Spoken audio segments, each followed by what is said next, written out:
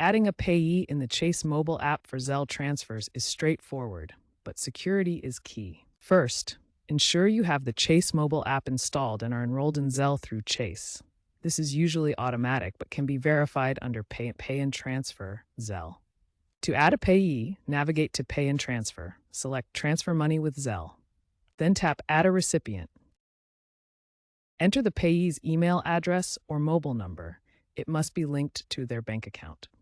A one-time passcode will be sent to you for confirmation. Remember, Chase now uses mandatory biometric authentication, such as fingerprint or facial recognition, when adding new payees. Always double-check the payee's details to avoid sending money to the wrong person, a common source of fraud complaints.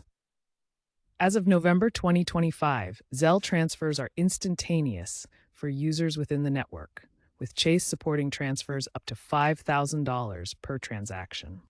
Once a payee is added, you can manage them under Recipients in the Zelle section of the Chase app. Here you can view, edit, rename for clarity, or remove payees. Removing payees, especially those you no longer transact with, is a good security practice. Always verify the payee's name before sending money. Be cautious of phishing attempts where scammers impersonate known contacts.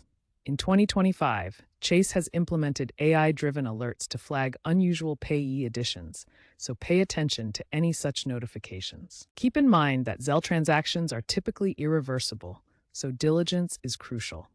While fraud rates are relatively low at 0.01% of transactions, user complaints are rising due to increased scam awareness, making it essential to stay vigilant. The Chase app uses encryption to protect your data, and it doesn't share your account number with the payee, only your email or phone number.